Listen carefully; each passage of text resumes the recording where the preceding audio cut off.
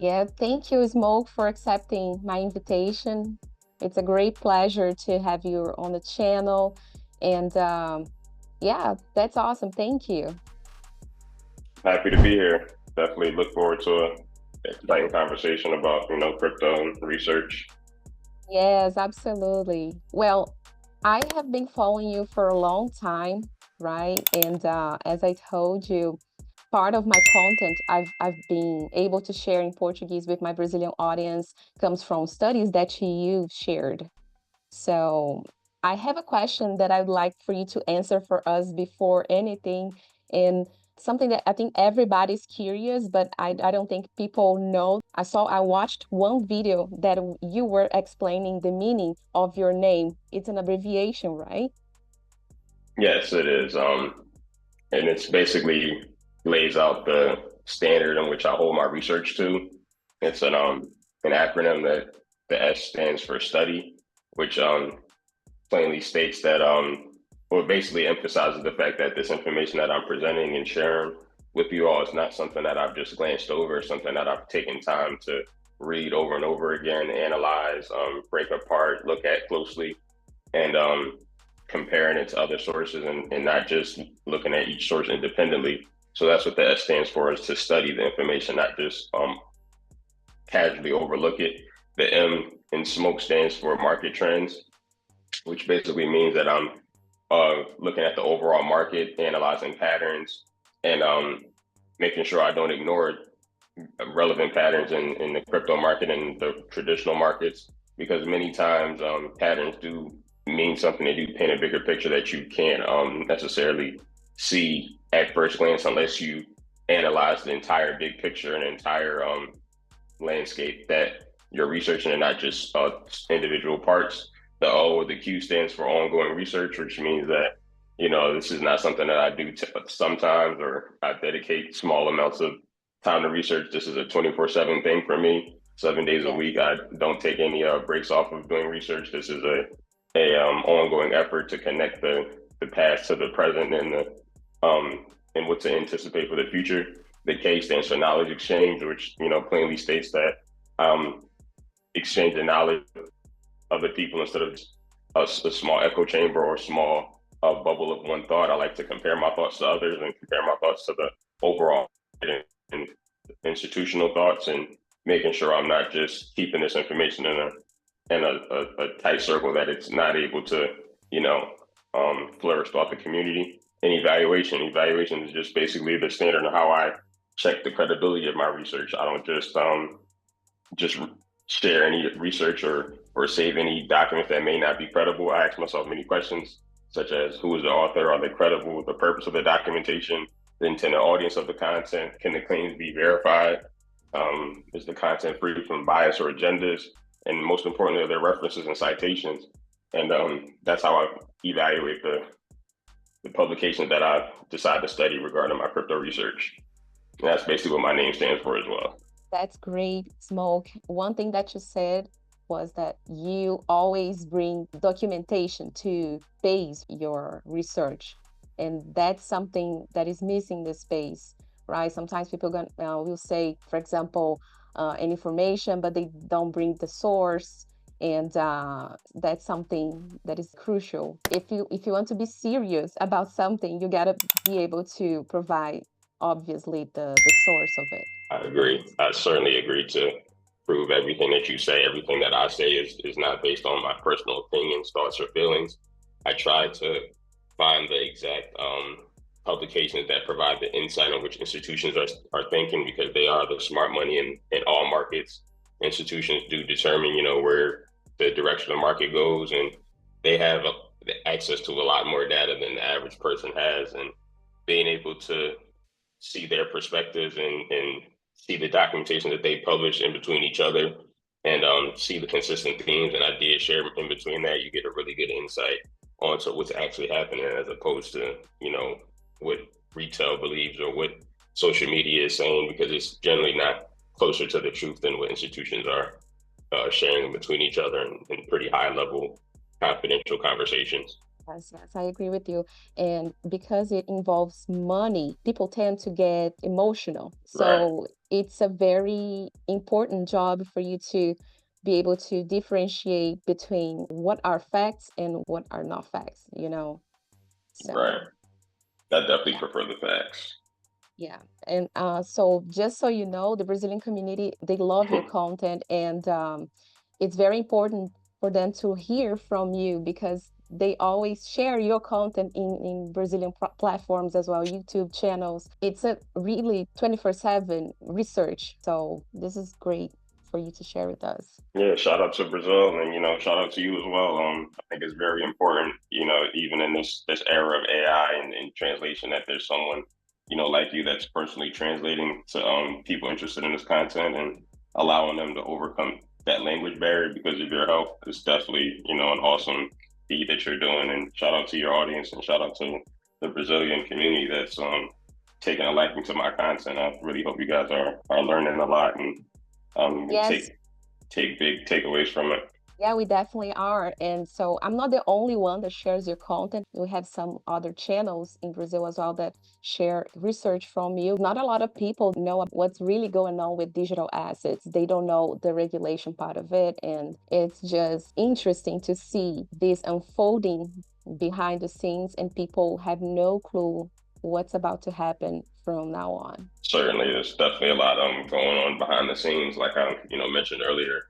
Um, what tends to keep the attention of retail, which tends to keep the emotions running high or stressed or exhausted of the entire process that we're going through right now, which is basically the adoption of an entirely new technology, an entirely new asset class, which is cryptocurrency.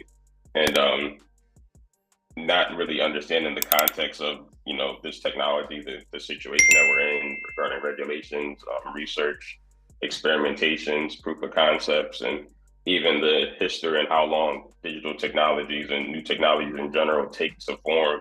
Um, like the internet, for example, was one of the most powerful wealth generation, tools slash investments in the last 20 to 30 years. And very few people saw it coming, and the people that did and prepared accordingly was able to profit handsomely off of that. The .com revolution that brought internet to the households, to everyone, and portable computers and all other kind of revolutionary technologies is just stemmed from the internet. And we're at a similar moment with blockchain technology where and I would say we have a huge advantage that we have the internet and many different platforms and mediums like like the one that we're on right now to exchange information, which didn't really exist previously to the internet adoption. So I would say we're very fortunate to even exist in this moment to be able to take advantage of um, investing into this new asset class and having the internet at our disposal to just make research easier and more streamlined and straightforward for the average person. So that's my perspective on it, and I think that's pretty much what the general public of crypto investors tend to miss at times. Yeah, most definitely. So the distractions are all over, right? So we have like war and uh, diseases and pandemics. All Right. distractions, all of those distractions are like keeping people from seeing what's going on. So, Hmm. so I'm going to the second question. Let me just see here. Yeah.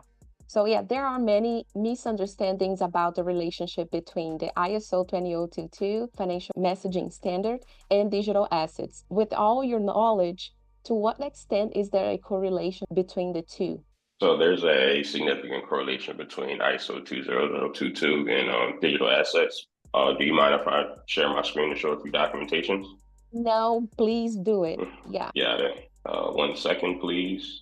absolutely. Take your time. So I here's just a collection of a few documents that I have that shows a strong correlation between ISO and blockchain and DLT, which is just another word for blockchain and digital assets. So this first documentation is a XDC network white paper from August 2024. So this is a recent documentation. For people that don't know, XDC is an ISO compliant asset, and this documentation basically outlined the reason why being an ISO compliant um, cryptocurrency is a very important feature to have for your network. So, like I said, this is a XDC white paper on its decentralization, scalability, and security. And on one of the pages, as we can see right here, it says XDC is the fundamental utility token of the XDC network. Its hybrid design additionally enables private transactions over private subnetworks for the purpose of securing sensitive data. This is the important sentence right here. The network's ISO20022 compliant messaging system ensures interoperability with the enterprise resource planning and SWIFT and core banking systems. So just to translate that for everyone, being an ISO compliant messaging network, which is XDC and XRP, XLM, their cryptocurrency messaging networks, being ISO 2002 compliant ensures interoperability with major payment systems such as SWIFT, who has over 11,000 banking partners. And being an ISO compliant asset puts you in a unique category to ensure that you have interoperability with this major payment system that moves trillions and trillions of dollars a day. And being able to interoperate with that system, you immediately have access to the 11,000 members on the SWIFT network to be able to transact and facilitate payments in between networks without having a direct relationship with 11,000 banks, because SWIFT already did that job of fostering and developing those relationships. So through the SWIFT Trust Network, being ISO compliant allows you to gain the same trust as SWIFT, because ISO is a SWIFT standard that they created to streamline payments between banks. I have a few more if you don't mind. Oh, I don't mind. Please share. Sure. People need to know that, and you bring facts here, so that's awesome. Right. Yeah. So this is just a case study on ISO. There's a lot of technical information, but right down here, you can see, which I highlighted in the bottom left, it says ISO can be adopted as a standardized messaging protocol for digital assets transactions. That's a direct connection between ISO and digital assets. Yes. Over here, it says the ISO architecture is designed to include blockchain transactions and application program interfaces, which APIs is the lightweight technical connection to allow blockchain to connect to traditional finance systems. And even in the last sentence, it says the same reference data can be used by blockchain networks within their code to improve AML, anti-money laundering controls. Currently, there are several crypto service providers that use ISO compliant standards such as Ripple. So as you can see, ISO architecture is designed to include blockchain transactions, which is not a widely known fact. Over here is basically confirming this as well, how this is the code of the ISO 20022, the new XML-based ISO message. And if you look over here, it says the highlighted fields are the data elements within the ISO dictionary that have a definition sitting behind it that have been internationally agreed upon. And when you think about it from a data standardization perspective, these terms and definitions can be used for DLT. So it's saying that within the code of ISO, just like it mentioned back here, the ISO architecture is designed to include blockchain transactions. This is laying it out in a technical manner how ISO is designed for blockchain transactions. And just over here, it says, this is a SWIFT document straight from the source of the people who created the ISO standard. It says, above all, using ISO as a base will facilitate interoperability among DLT implementations and financial market infrastructures. Down here, it says, indeed, by making the use of ISO, advocates of distributed ledger technology and smart contract technologies will not slow down the implementation and acceptance of these new technologies. They will accelerate it. And down here, you can see with the messaging standard that SWIFT and ISO currently use compared to a distributed ledger setup. So ISO with DLT is basically the main technology that they're using to implement this technology. So the main standard to implement this technology. And this is another document from SWIFT as well, where it says, I know this document. Actually, I've shared that in my channel too. Awesome. As you can see, it's just existing standards such as ISO can play a crucial role in the development of DLT. So, if that's not enough information for people, I'm not sure what would be, because this is showing all the direct links in between ISO and DLT and crypto assets in general. Absolutely. And the point is not that we are here just trying to prove anything to anybody, because we did our research. We did our, how can I say it? Due diligence. Due diligence, yes, due diligence. We're here literally sharing information that can benefit people in the future, possibly. It's not up to us to convince anybody of our research, Right. Thank you. Thank you for sharing all those documents. I just wanted to hear from you the correlations between ISO and digital assets out there, documented. Yeah, they definitely are documented. And I can't really put a finger on exactly where the confusion comes from. There's people who disagree with those documented statements, and I would say to people who can see that and understand that and um, believe that there is a strong correlation between the blockchain adoption process we're going through and the adoption of ISO, is that being ISO compliant is very important, especially for crypto assets. It's basically what allows cryptocurrencies and traditional finance to intersect and not have any dilemmas or any processing problems, because if everyone's using the same standard and there's just a handful of cryptocurrencies that are ISO compliant, there's not really a question on which assets to use. It's not really a long process to determine which are the most effective and efficient and regulatory compliant digital assets to use that you won't have any problems with interacting with the Swift network or sending payments across the country, across borders, because everyone's using the same trusted network and everyone's going to be using the same trusted compliant assets. That's interesting to see happening. So the third question is, there are also many misunderstandings about the relationship between XRP, Interledger, and FedNow. If you could offer guidance to clarify the doubts of those who haven't grasped this correlation, what would it be? Sure. I can share my screen again and show some more documentation just to prove this as well. Yeah, definitely a topic that I've documented a lot publicly. I think it is important to understand the connection between DLT and FedNow. So this is just one of the tweets that I've had. Can you see this? Yes. Which is the clear breakdown between FedNow, Interledger, and XRP.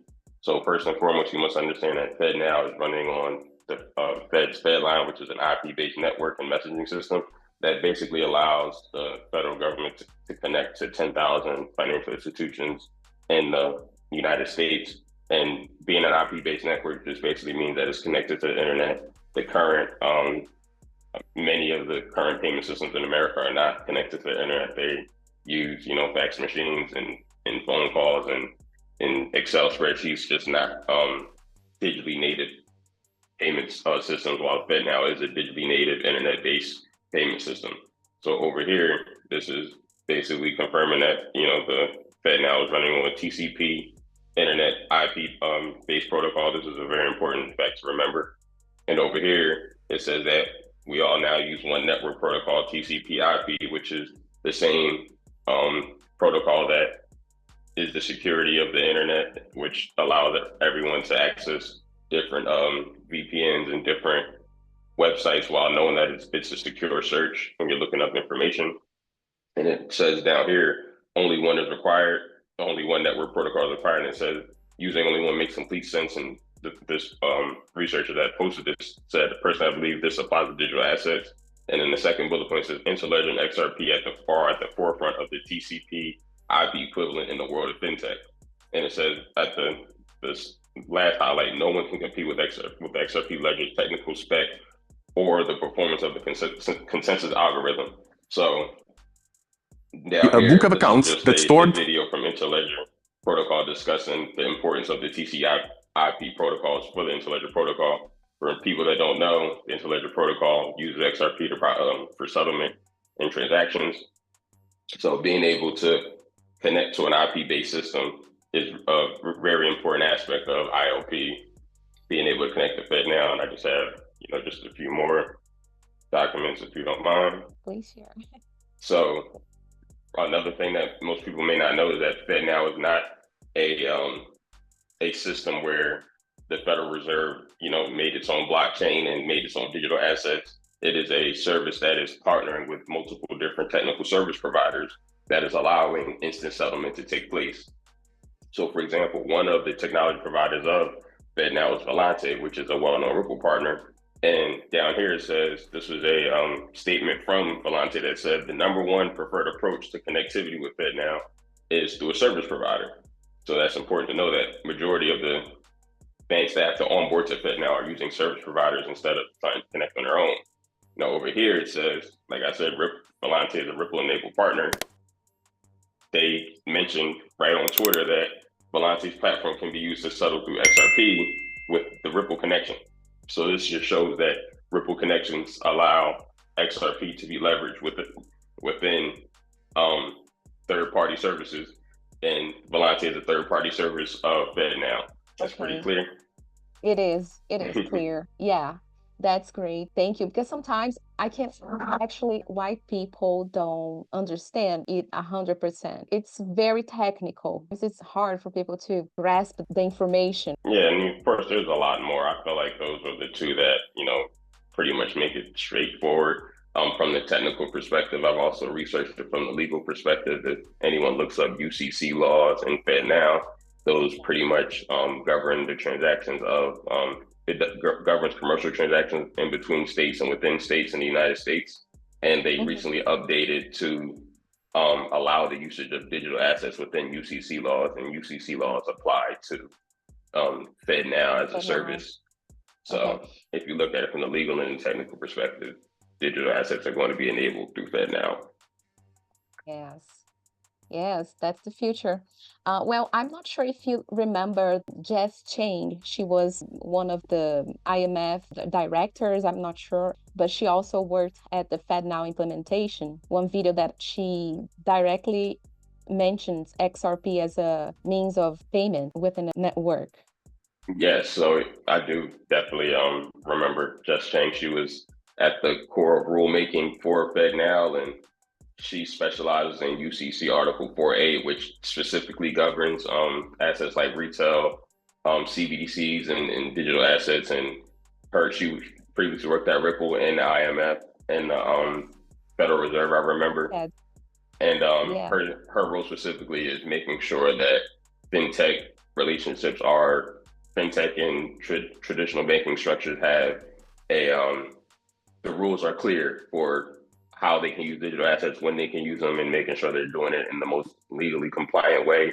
And her having previous experience at Ripple, on top of demonstrating on multiple videos on how XRP can work in systems like FedNow, it's pretty clear that she was had an instrumental role in making sure that digital assets could, especially like XRP, could be working in a compliant manner within the FedNow system. Yeah, that video was very powerful, and it's not new, right? I think it was before 2020. Yeah, it was very old. I think it was at a Yale conference on cryptocurrencies, and I think it was at least 2014, 2015. Wow. Interesting. Okay, so the next question is, in your opinion, what potential does XRP have for global use, considering the trend towards unification and internationalization of different financial systems? Is there any connection with the SDR? So for the first question, I would say, being XRP itself, being a internet-based technology, all blockchain and cryptocurrencies are internet-based technology. From what I've seen, and just the plan and the strategic placement of XRP within certain services, and using the Interledger protocol, which primarily leverages the internet to connect different ledgers. From what I'm seeing is that XRP is going to be really deep within the tech stack of the internet on a protocol level, which, when we think of protocols, when you're ever on the internet, if you see HTTPS at the top of your search bar, that's the protocol that's currently governing the internet. And in many documentations I've seen, XRP documented right next to HTTPS and the Interledger protocol. And understanding how deep that is having to conceptualize all of the value on the internet, all of the value that is going to be tokenized and put on blockchains. And XRP is just going to have a central role within how money is sent over the internet in between payment systems, domestically and internationally, cross-border. And the internet connection, the internet right now is seamlessly it seamlessly connects different servers despite being in different geographical locations. And right now there isn't a currency of the internet. There isn't a currency of these non-monetized protocols that govern the internet. And XRP is basically going to be positioned as right next to the HTTPS protocol on the internet by allowing value to finally transact over the same internet connections that allow information, video, and content to flow. So when you try to conceptualize the value that's given by the internet, a lot of that value is going to be, when it's finally realized, is going to be transacted using XRP. And there is a few connections to the SDR. And of course, I have documentation for that if you don't mind me pulling them up, because I have discussed this publicly. Yes, I remember that. No problem. It's interesting that even investors, like crypto investors, majority of them don't know that this is going on behind the scenes with XRP. You know, people like to invest in meme coins.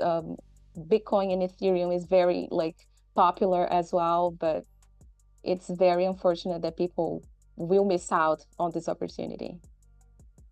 I do think so, but I think if you read documentations like this, you'll certainly be able to take advantage of it. So this is a tweet that I posted not too long ago, which basically it was a visual on how XRP fits the purpose of an SDR. For those that don't know, SDR is basically a international reserve asset created by the IMF. It was originally created to solidify the position of the US dollar as the world reserve currency, but it's also backed by a multitude of major fiat currencies, the US dollar being the primary one. And down here was a diagram of the SDR and how it connects all fiat currencies in a multilateral system. And over here, XRP is represented in a similar manner. Now, over here, it says that it may be possible for a blockchain settlement solution to incorporate a payment based upon some e-currency, perhaps an ESDR, since SDR is already familiar with operators today. Operators would need to obtain the chosen e-currency and then could have payments recorded on the blockchain. In this scenario, operators would only have to exchange to and from an e-currency and may not require a bank for payments.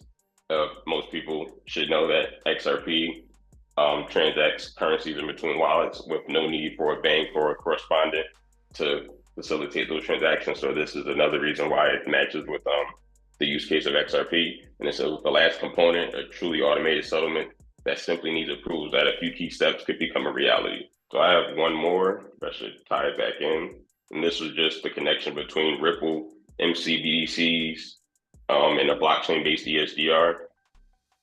Now over here, it says that Ripple is a leader in DLT cross-border payments and has already adopted ISO standards. And right here it says that MCBDC bridges, which is wholesale CBDCs, can be maintaining liquidity pools by Ripple's on-demand liquidity. And over here, it says that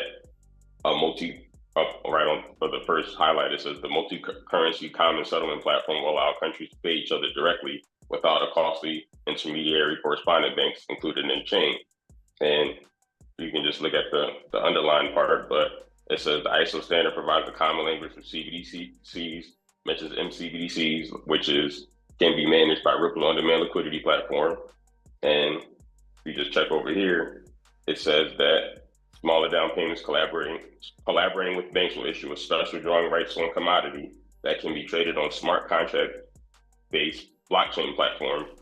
And once again, the CBDC bridge, which will be based on the settlement of an SDRC, which is just another word for ESDR. And the SDRC stands for commodity, because most people think that it's just going to be gold or fiat currency backing this new SDR.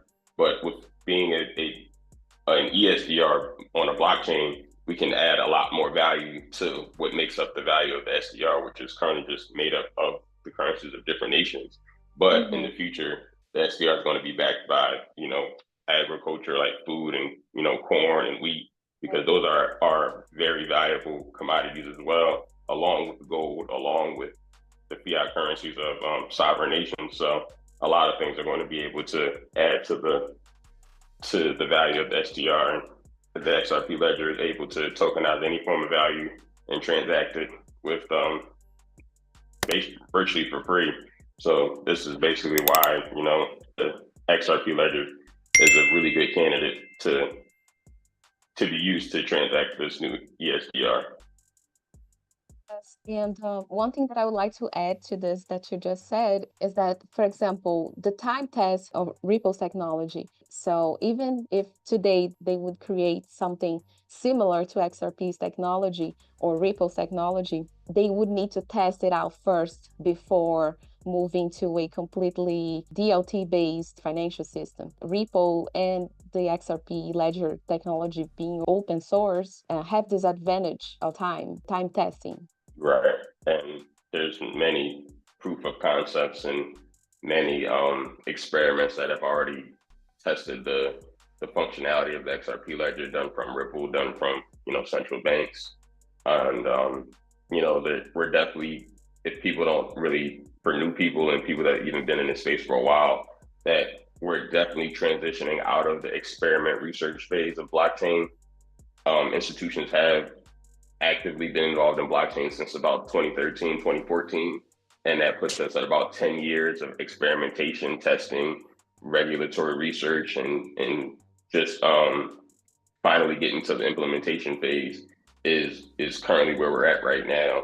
And I think that definitely puts into context of the exact moment that we're in and how this moment is coinciding with the current first institutional bull cycle, which is definitely not something to be overlooked. It's definitely something that you will want to take very serious. And getting this bull cycle right and following the moves of institutions is certainly one of the wisest things we could do this cycle. Yes, absolutely. And in your opinion, what is the total addressable value of the Internet of Value? I know that it's a hard question to answer because I wouldn't say it's hard. I wouldn't say it's hard at all. I would say, after all the research that I've done, and pretty much the reason, if everyone would like to know for the first time, why I don't give price predictions is, for this exact reason. When we think of the largest infrastructures in the world, when we think of markets like the derivatives market, which includes all of the smart contract, not smart contracts, contracted agreements within the financial system, and agreements that include stocks and commodities and real estate, and many other just complicated, very valuable agreements that the derivatives market within itself, which is going to be completely tokenized, which means put on blockchain and a part of the Internet of Value. The derivatives market is over $2 quadrillion, which, it's 1,000 times more than 1 trillion. And 1 trillion in itself is more than the average person can conceptualize individually. But outside of the derivatives market, there's major systems like SWIFT that transact over $2 quadrillion a year, which all of their transactions are going to be put on a blockchain and a part of the Internet of Value. And outside of the SWIFT system, systems like FedWire and FedNow FedWire currently transacts over $2 quadrillion a year, and FedNow is an enhancement of FedWire. So we're talking about multi-quadrillion dollars a year just in the payment sector and the financial system, outside of cross-border foreign exchange markets, which is another 2 quadrillion transacted per year. And like I mentioned earlier, the average person can't really conceptualize $1 trillion, let alone $2 quadrillion, which if, everybody listening to this call receive 0.001% of $1 quadrillion, that's more than enough money for them. And knowing and researching that over quadrillions of dollars are going to eventually hit the blockchain, hit assets like, XRP and other ISO assets, that's more than enough reason. Yeah, that's exactly XDC, Quant, Algorand, IOTA. That's more than enough reason to not even focus on price because, like I said, even if you get a fraction of $2 quadrillion, you're going to be more than happy, and money is not going to be a problem for you. So the wisest thing you could do is just position yourself in the right place and the right assets and the most compliant assets to make sure you have a chance of getting, a percentage of this great wealth transfer we're all going to experience if you're in crypto assets. I can definitely agree with that. And I also don't share a lot of price predictions. Actually, the only video on my channel that I've shared like a a price prediction, I was coming from a documented perspective, you know, but it's all that people want to see. Oh, what price will be XRP tomorrow? Right. You know, I so definitely understand that. yeah, I prefer sharing documentation, which most people don't even bother to read and to try to understand why I'm coming with this crazy research. It's just crazy, just Yeah, and I crazy. mean, I would say it's certainly a time thing. I think that's the only thing that makes that differs one investor from another investor is the amount of time that they've been involved in this market. I didn't always have this mentality. I certainly would characterize myself as someone who wasn't patient like the average crypto investor when I first joined in 2017, 2018. And it caused me to not do in-depth research that I'm doing now. It caused me to be emotional and make mistakes and make decisions that I wouldn't have made if I did the proper research. And I would say after about a year or two is when I realized where the real information is at to find documented evidence of things that I wanted to know the answer to. And answering my own questions gave me a lot of maturity and a lot of wisdom that that's why I suggest everyone to, it's a cheesy common phrase in the crypto community now to do your own research, but it's honestly one of the most important pieces of advice that anyone could give to someone in the crypto space as a retail investor, because you honestly will be just fixated on price and watching charts all day and watching YouTubers give, unrealistic price predictions or just price predictions that they don't know why they're giving them. And that's when you get your expectations up too high and get disappointed and you blame people. And it's just not a good cycle to get into. So doing your own research and finding information for yourself. And like I mentioned earlier, part of the acronym of my name is K, which is knowledge exchange. And you have to interact with, people in the community and see what everyone's thinking to guide your research sometimes, to see what are the biggest questions, and that allows you to go down a journey to answer those questions, because we are equipped with the internet. If you have a Wi-Fi signal, if you have a device or a computer, you can inform yourself at the exact speed that you want to inform yourself at and find documentation and find the answer to your question that won't have you fixated on price and being emotional and making unnecessary mistakes. And that's pretty much a big reason why doing your research is a very important activity to participate in when you're investing in crypto or any asset for that matter. Yes, most definitely. And also like every day it's like something new comes up, like new information, new regulations, so we are constantly evolving in this space. So we got to be able to keep up with the documents and information. Yeah, Right. even on my side, outside of, I would say, majority of the, people who just use social media for their, their source of news, is that they pretty much miss out on the multitude of documents that are published daily from high ranking institutions. Some of the most valuable institutions in the world post their documentations online daily. You have to sign up for their newsletter, you have to put in keywords, you have to make a list of the popular institutions and the name of the newsletter that they publish. By doing all those things, you can recognize that there's a whole stream of news and a whole stream of information that doesn't always hit online. It doesn't always hit the timeline, and most people don't really find it because most people don't really know where the average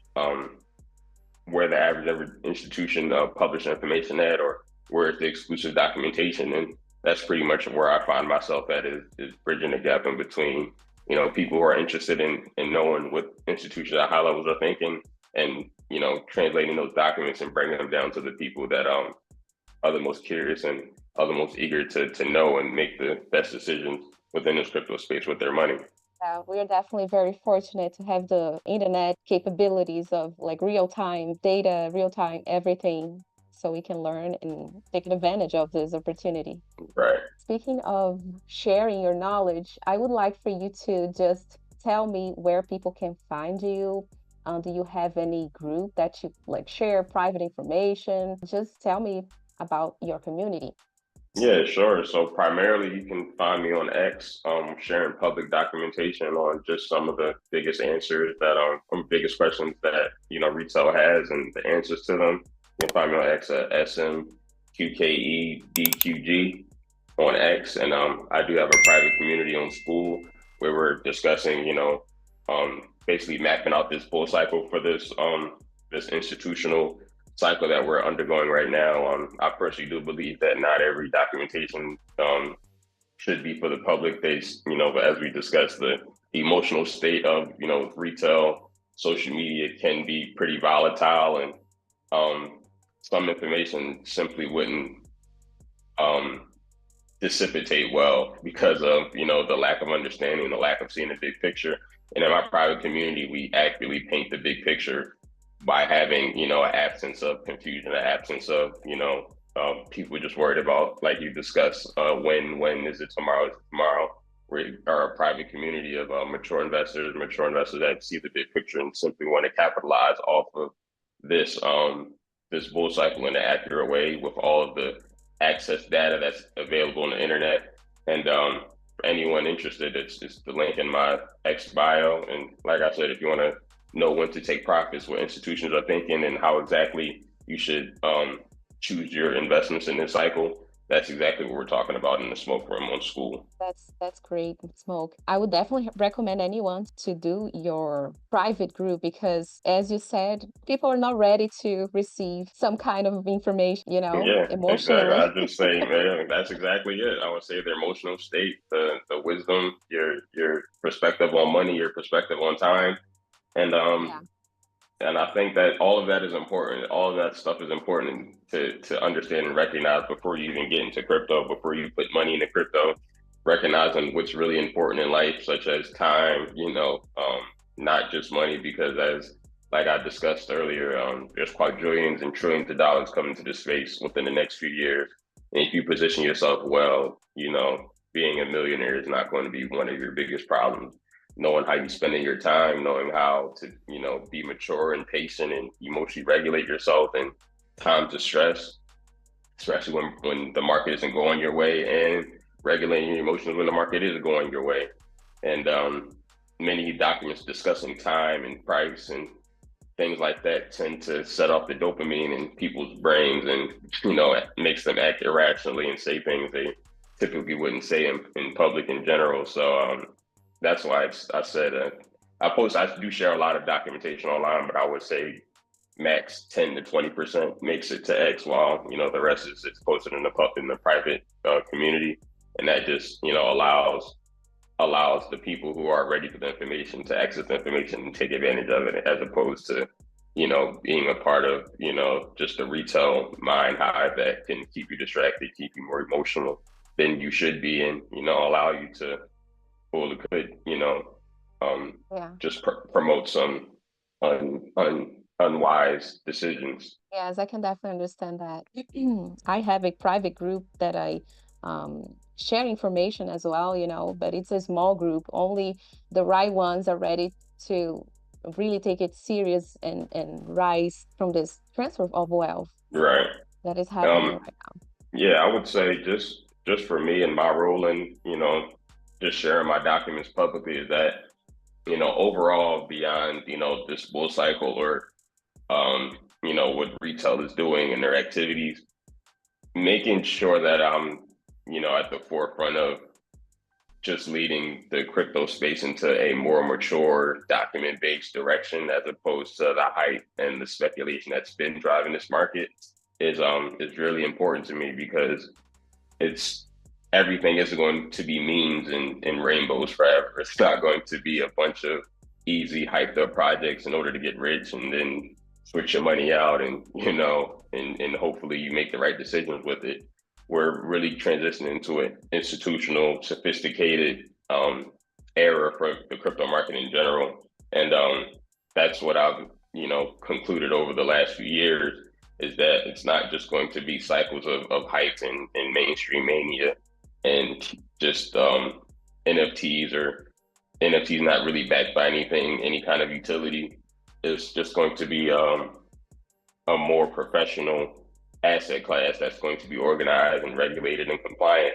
And it really is a significantly likely possibility that, you know, a lot of the coins that people are stacking up that people have just seen hyped on the internet will not be here in the long term or even in the short term. And just making sure that I was waving the flags on, you know, start taking your research seriously, start studying documents more, actually learn about these assets, actually learn about how institutions are discussing these assets. That's a, you know, a really important thing to me, which is why I publicly share a good amount of my research online. And you're doing like a great thing for humanity, you know. People are lucky to have your content, and also some other people on Twitter, on X actually, are sharing their research as well. And this is great because, for example, now people in Brazil are benefiting from your work, from your due diligence, and this is a great thing. Thank you for your research. Thank you for your time. I appreciate you coming on the channel today. No problem. I appreciate you having me.